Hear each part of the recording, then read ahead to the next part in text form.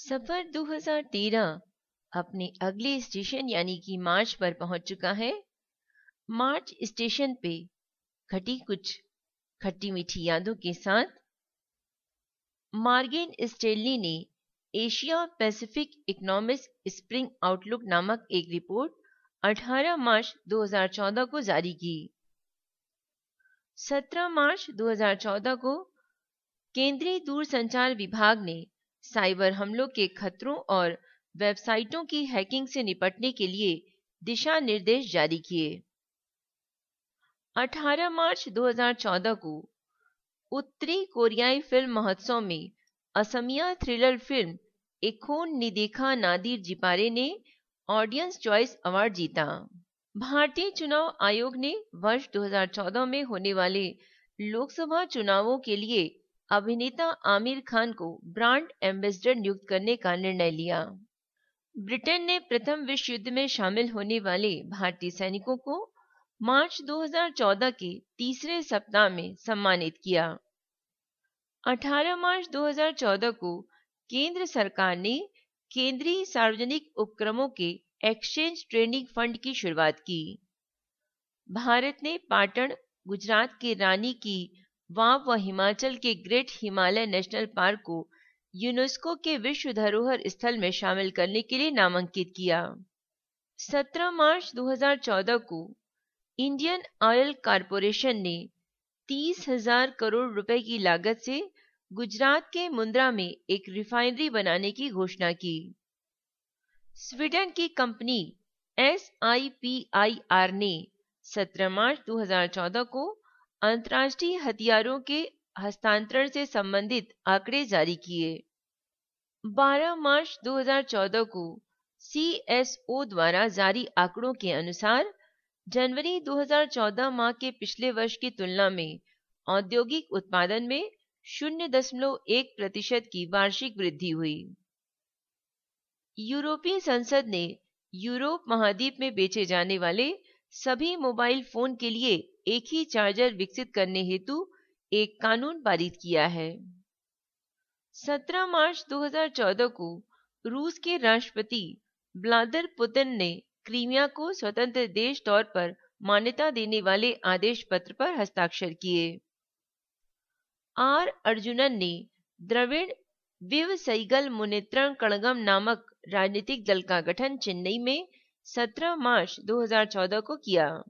श्रीलंका के बल्लेबाज कुमार संगकारा और महिला जयवर्धने ने 2020 अंतर्राष्ट्रीय क्रिकेट विश्व कप 2014 के बाद T20 क्रिकेट से संन्यास लेने की घोषणा की।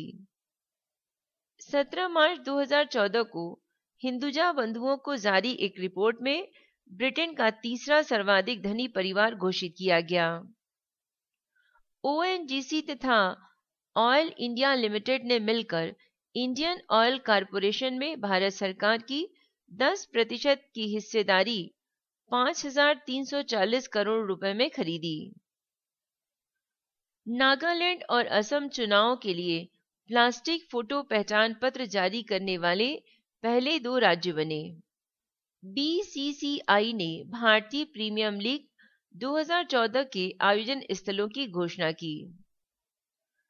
11 मार्च 2014 को डेंगू के खिलाफ राष्ट्रीय अभियान यू एंड मी का शुभारंभ सार्वजनिक निजी भागीदारी के तहत 6 शहरों से डेंगू उन्मूलन के लिए जारी किया गया।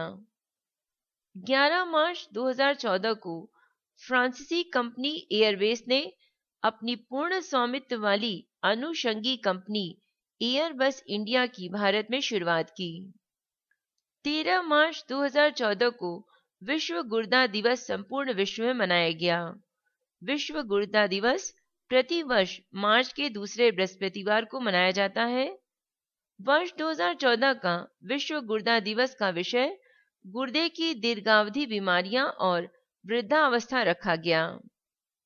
विश्व गुर्दा दिवस हमारे समग्र स्वास्थ्य के लिए हमारे गुर्दों के महत्व के बारे में जागरूकता बढ़ाने और गुर्दे की बीमारी और दुनिया भर में इससे संबंधित स्वास्थ्य समस्याओं के प्रभाव को कम करने के लिए मनाया जाता है। पहली बार विश्व गुर्दा दिवस 2006 में शुरू किया गया था। यह इंटरनेशनल सोसाइटी ऑफ नेफ्रोलॉजी और international federation of kidney foundation की एक संयुक्त पहल थी। वर्ष 2013 में विश्व गुर्दा दिवस का विषय जीवन के लिए गुर्दे किडनी हमला बंद करो रहा। 14 मार्च 2014 को अमेरिका की विशेष पीठ ने देवयानी खोब्रागड़े को वीजा धोखाधड़ी मामले और नौकरानी को कम तनख्वाह देने के मामले में फिर से आरोपी बनाया।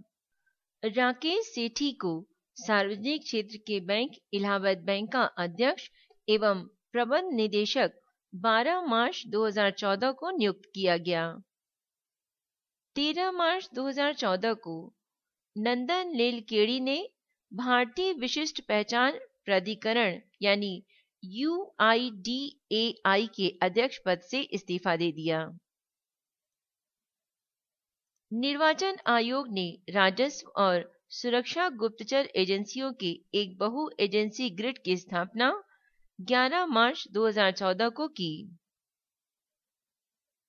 जर्मनी की लग्जरी कार निर्माता कंपनी मर्सिडीज बेंज ने 13 मार्च 2014 को भारत में पुणे के निकट चाकण में अपनी एस क्लास सिडान कार की असेंबलिंग शुरू की।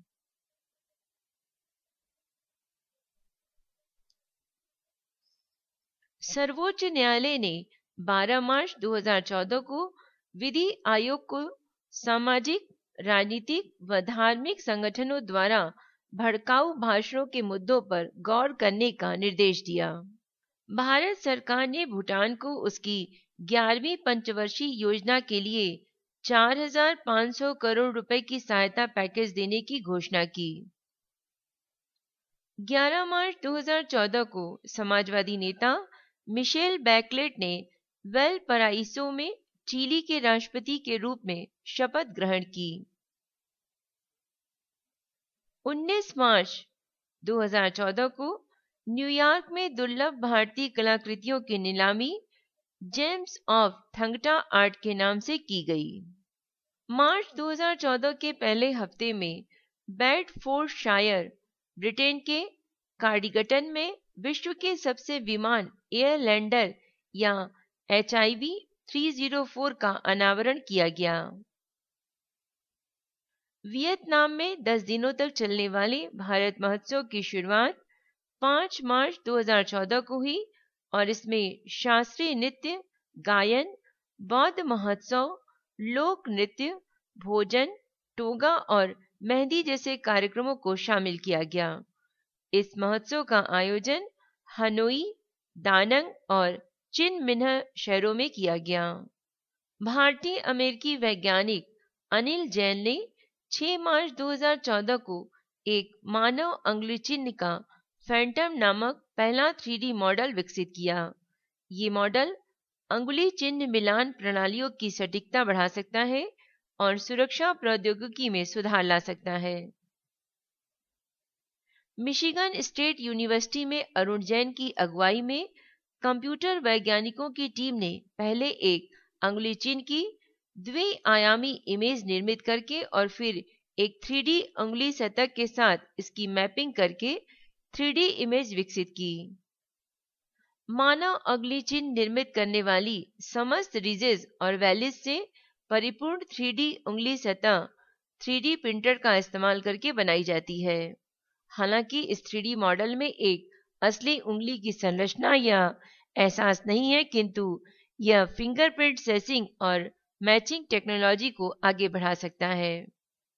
इसका अंतिम उद्देश्य ज्ञात गुणों और लक्षणों से युक्त एक परिशुद्ध अंगुली चिन्ह मॉडल प्राप्त करना है जो अंगुली चिन्हों का मिलान करने के लिए प्रयुक्त मौजूदा टेक्नोलॉजी को अंशांकित यानी कैलिब्रेट कर सके। इस तरह के उपकरण अंगुली चिन्ह मिलान प्रणालियों की समग्र सटीकता में सुधार ला सकते हैं, जिससे अंततः कानून के प्रवर्तन से लेकर मोबाइल फोन अनलॉक तक की एप्लीकेशंस में बेहतर सुरक्षा सुनिश्चित हो सकती है। अनिल जैन IIT कानपुर के छात्र रहे हैं और वर्तमान में मिशिगन स्टेट यूनिवर्सिटी में अग्रणी कंप्यूटर वैज्ञानिक तथा प्रतिष्ठित प्रोफेसर हैं। उनके पास अंगुली चिन्ह मिलान पर 6 अमेरिकी पेटेंट है और उन्होंने जीव सांख्यिकी और अंगुली चिन्ह मुख पहचान पर कई किताबें भी लिखी हैं। 7 मार्च 2014 को सऊदी अरब ने मुस्लिम बद्रुरुढ़ अल-नुसरा फ्रंट, हिजबुल्लाह और Islamic state of Iraq and Syria को आतंकवादी समूह घोषित किया। बीमा कंपनी न्यू इंडिया इंश्योरेंस ने लड़कियों के लिए न्यू इंडिया आशा किरण नामक विशेष स्वास्थ्य बीमा की घोषणा 7 मार्च 2014 को की। 11वां शीतकालीन पैरा ओलंपिक खेल विकलांग खिलाड़ियों के लिए रूस के सोची में 7 मार्च 2014 को प्रारंभ हुआ, जिसका समापन 16 मार्च 2014 को हुआ। इन खेलों में 45 देशों के 600 खिलाड़ी भाग लिए। पैरा ओलंपिक खेलों के इतिहास में स्नोबोर्ड प्रतिस्पर्धा सोची में पहली बार आयोजित की गई। इसमें खेलों के 5 वर्गों यानी alpine skiing, biathlon, cross country skiing, sledge hockey और व्हीलचेयर कर्लिंग के खेलों में पदकों के 72 सेटों के लिए प्रतियोगिताएं आयोजित की गईं। पंजाब मंत्रिमंडल ने राज्य के जाट और जाट सिखों के लिए स्थिति को पिछड़ा वर्ग 5 मार्च 2014 को मंजूरी प्रदान कर दी। 4 मार्च 2014 को केंद्रीय सांख्यिकी एवं कार्यक्रम कार्यान्वयन मंत्रालय ने centre for cryptology and security की स्थापना की घोषणा की। पेट्रोलियम और प्राकृतिक गैस मंत्रालय ने 5 मार्च 2014 को डॉयल भारत गैस मिनी नामक योजना आरंभ की। 3 मार्च 2014 को राष्ट्रीय जनता गणतंत्र सरकार में पूर्व मंत्री जसवंत सिंह द्वारा लिखित पुस्तक इंडिया एट रिस्क का विमोचन किया गया। अल्पसंख्यक मामलों के मंत्रालय ने अल्पसंख्यक समुदाय से संबंधित बच्चों के स्वास्थ्य के लिए मौलाना आजाद सेहत योजना का शुभारंभ किया। नेपाल के पूर्व विदेश सचिव अर्जुन बहादुर थापा ने दक्षिण एशिया क्षेत्रीय सहयोग संघ के महासचिव का पदभार मार्च 2014 में ग्रहण किया। केंद्रीय खेल एवं युवा मंत्रालय ने हॉकी इंडिया को राष्ट्रीय खेल महासंघ का दर्जा 3 मार्च 2014 को प्रदान किया। दिल्ली की पूर्व मुख्यमंत्री शीला दीक्षित को केरल का 22वां राज्यपाल 4 मार्च 2014 को नियुक्त किया गया। भारतीय राजस्व सेवा के 1976 बैच के अधिकारी आर के तिवारी ने सीबीडीटी के अध्यक्ष पद का कार्यभार 3 मार्च 2014 को ग्रहण किया। भारतीय पुलिस सेवा के 1979 बैच के बिहार कैडर के अधिकारी कृष्णा चौधरी को रेलवे बोर्ड में रेल सुरक्षा बल का महानिदेशक नियुक्त किया गया। 1 मार्च 2014 को राष्ट्रपति प्रणब मुखर्जी ने आंध्र प्रदेश पुनर्गठन विधेयक 2014 पर हस्ताक्षर किए। विदेशी मामलों के मंत्रालय के निवेश और प्रौद्योगिकी संवर्धन प्रभाग ने मार्च 2014 के प्रथम सप्ताह में व्यवसाय में भारत नामक एक प्रतिवेदन जारी किया। अली खादिम हुसैनी के नेतृत्व में हार्वर्ड मेडिकल स्कूल के वैज्ञानिकों ने जानवरों में धड़कने वाला कृत्रिम हृदय विकसित करने में सफलता प्राप्त की। वैज्ञानिकों के इस सफल प्रयास से दुनिया भर के लाखों लोगों के क्षतिग्रस्त दिल की मरम्मत करने और उन्हें स्वस्थ जीवन जीने में मदद मिलेगी। वैज्ञानिकों ने अपने इस आविष्कार को 19 मार्च 2014 को अमेरिकन केमिकल सोसाइटी ACS के 247वें राष्ट्रीय बैठक और प्रदर्शनी में प्रस्तुत किया। ACS विश्व की सबसे बड़ी वैज्ञानिक सोसाइटी है। प्राकृतिक हृदय के जैसे ही कृत्रिम हृदय के विकास के क्रम में वैज्ञानिकों ने हाइड्रोजेल के नए परिवार का विकास किया और इसमें ट्रोपोलास्टिन नामक के फैलने वाले मानव प्रोटीन का प्रयोग किया। हाइड्रोजेल प्राकृतिक प्रोटीन होते हैं जो मुलायम होते हैं और इसमें मानव ऊतकों जैसे ही बहुत सारा पानी होता है। इसके अलावा हाइड्रोजेल में रासायनिक, जैविक, यांत्रिक और इलेक्ट्रिकल गुण होते हैं जो मानव ऊतकों के पुनर्जनन के लिए बहुत आवश्यक होते हैं। हालांकि मौजूद हाइड्रोजेल में प्राकृतिक मानव हृदय के समान लोच नहीं थी। इसे पूरा करने के क्रम में वैज्ञानिकों ने ट्रोपोएलिनिस्टिन नामक के फैलने वाले मानव प्रोटीन का इस्तेमाल किया ताकि नए विकसित हाइड्रोजेल को जरूरत के मुताबिक लचीलापन और शक्ति दी जा सके, जो कि प्राकृतिक हृदय के समान अक्षुण्ण लोच बनाई जा सके। नई विकसित हाइड्रोजेल पर वैज्ञानिकों ने कृत्रिम कोशिकाओं को विकसित किया।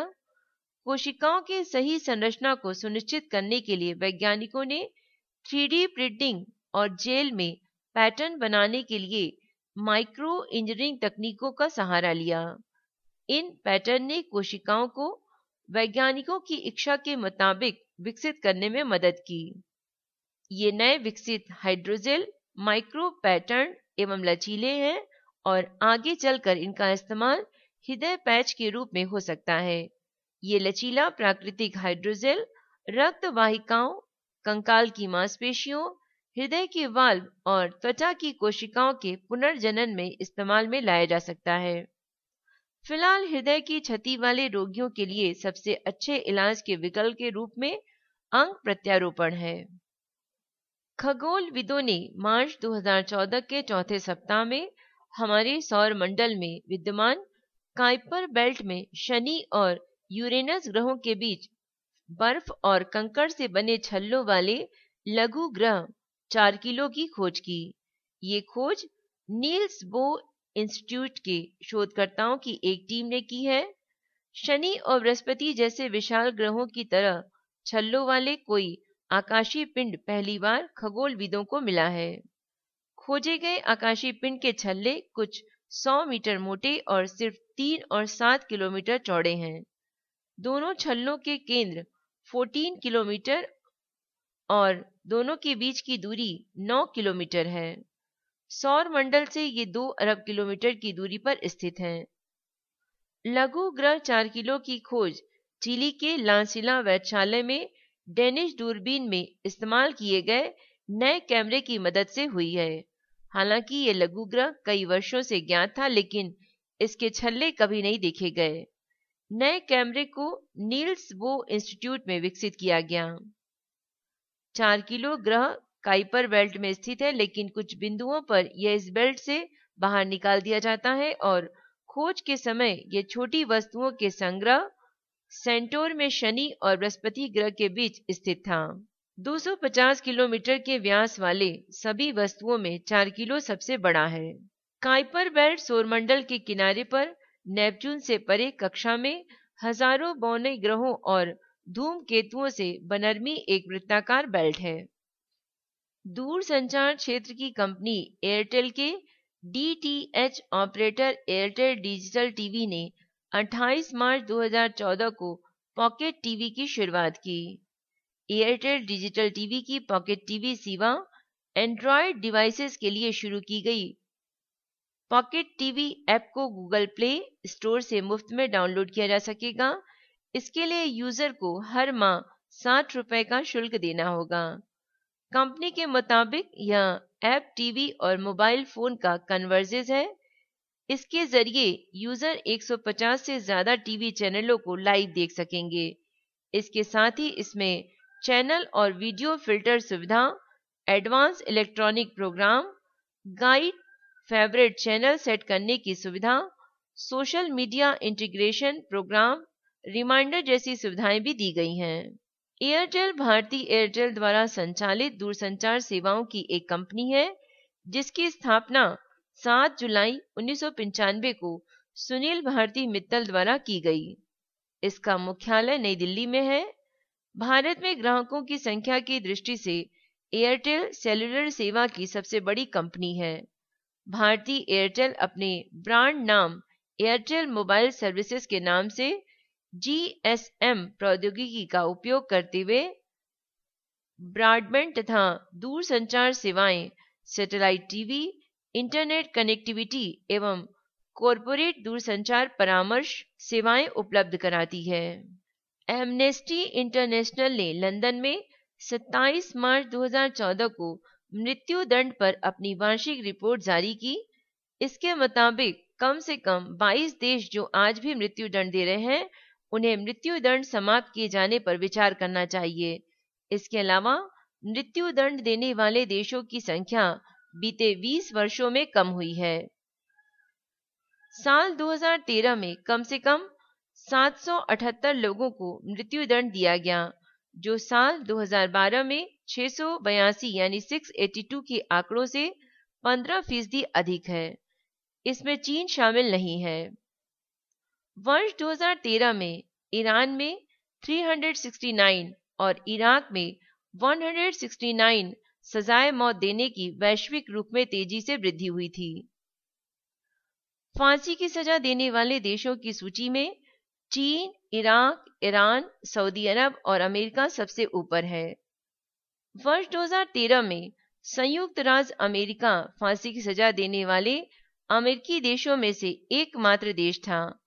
अमेरिका में फांसी की सजा गलती करने, विसंगतियों, नस्ली अपराधों और कई मामलों में तो अंतर्राष्ट्रीय कानून या सुरक्षा उपायों के विशिष्ट प्रावधानों के पालन में कमी पर दी जाती है।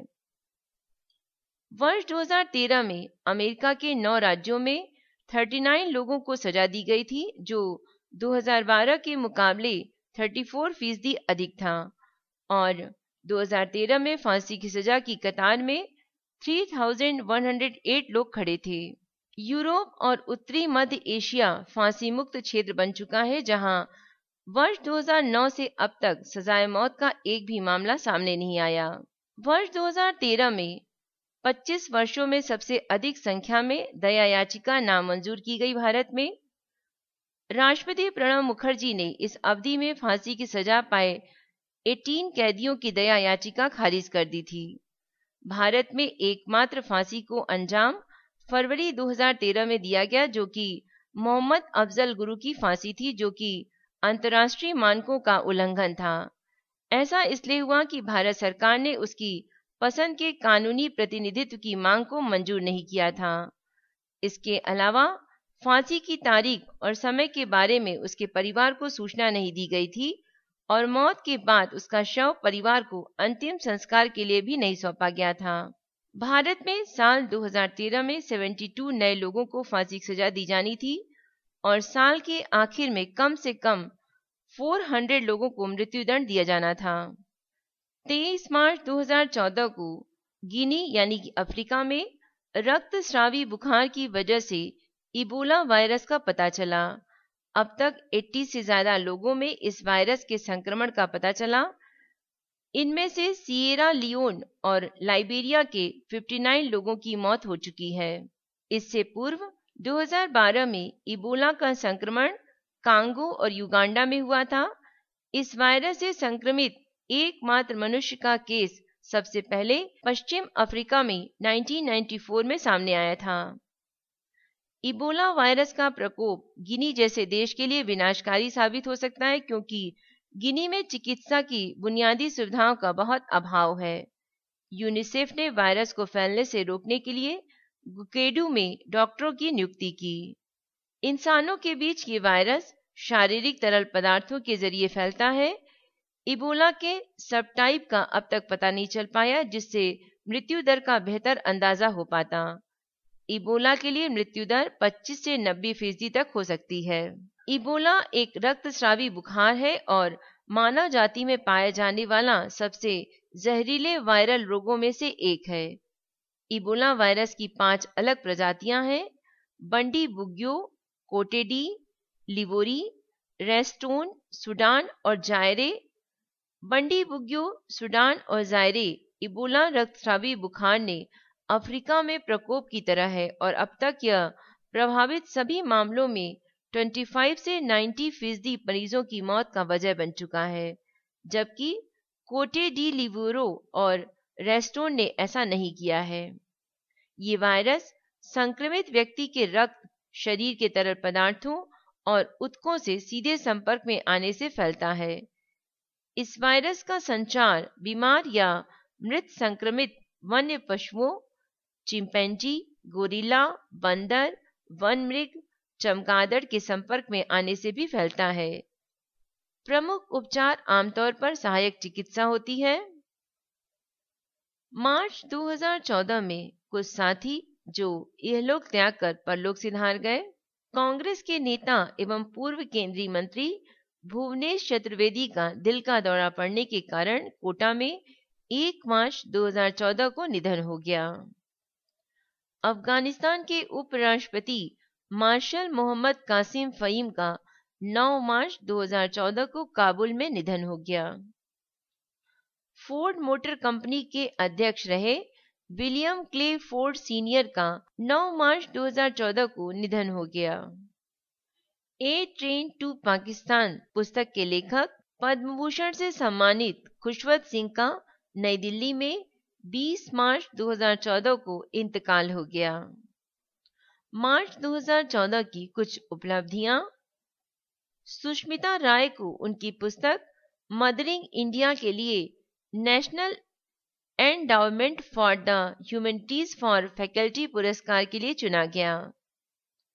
ताइवान के हेशी शू वी और चीन के पेंग शुआई ने 16 मार्च 2014 को बीपीएन परिवास ओपन 2014 प्रतियोगिता के लिए महिलाओं का खिताब जीत लिया। नोवाक जोकोविक ने 16 मार्च 2014 को कैलिफोर्निया में हुए बीएनपी परिबस ओपन फाइनल में रोजर फेडरर को हराकर Indian Wells ATP tennis master का खिताब जीता।